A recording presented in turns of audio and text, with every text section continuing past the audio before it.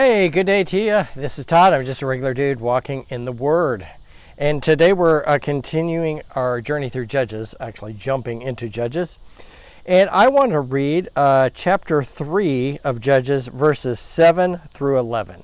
How about that? 7-11. Judges 3, 7 through 11. So, makes me want to go get a Slurpee after I'm done here. But anyway, we're talking today about Othniel. It says this, if you have your Bibles. The Israelites did evil in the eyes of the Lord. They forgot the Lord their God and served the Baals and Asherahs. The anger of the Lord burned against Israel, so that they sold them into the hands of the Cushites, Ramathah, king of Aram, Naharaim, to whom the Israelites were subject for 8 years. But when they cried out to the Lord, he raised up for them a deliverer, Othniel, son of Kenaz, Caleb's younger brother, who saved them. The Spirit of the Lord came on him, and so that he became Israel's judge and went to war. The Lord gave the Cushite Ramathah, king of Aram, into the hands of Othniel, who overpowered him. So the land had peace for 40 years until Othniel, son of Kenaz, died. So this is the first named judge in the book of Judges. Now you're thinking to yourself, well, Todd, I've heard that name Othniel already, as you've talked about the judges. Right you are. And actually, he appears in Joshua too. If you remember, Othniel is the nephew of Caleb. Okay? And when Caleb and Joshua were the only individuals to go and only individuals to go and occupy the land that had originally come from Egypt. Okay, every other man had died, adult had died. So Caleb and Joshua went in and occupied the land. Now, when Caleb gets in there, he scouts out his land, and he has to defeat the enemy.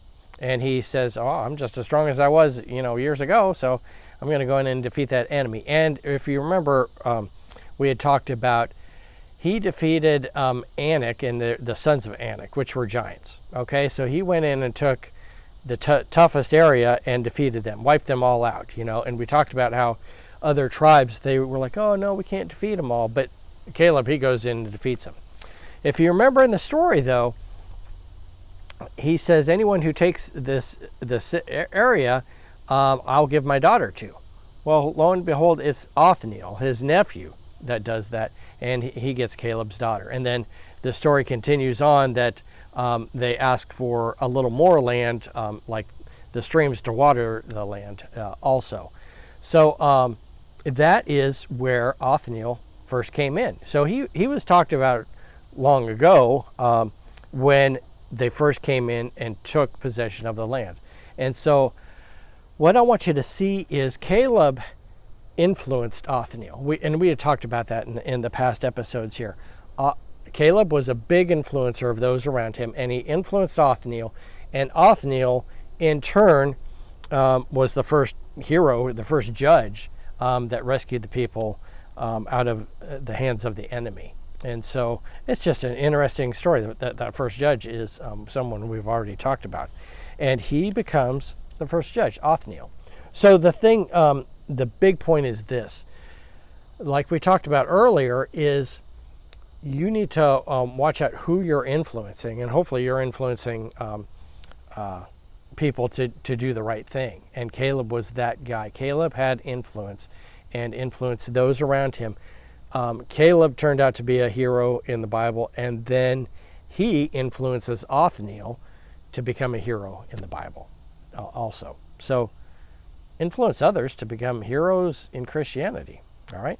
I'm just a regular dude walking in the Word, and I'll see you tomorrow as we continue our journey, and we're going to talk about Ehud. Oh, that is quite a story. A little graphic, though. So if you have young ones, you might want to shield their ears. All right? We'll see you tomorrow. I'm just a regular dude walking the Word. Lord's blessing to you. We'll see you then.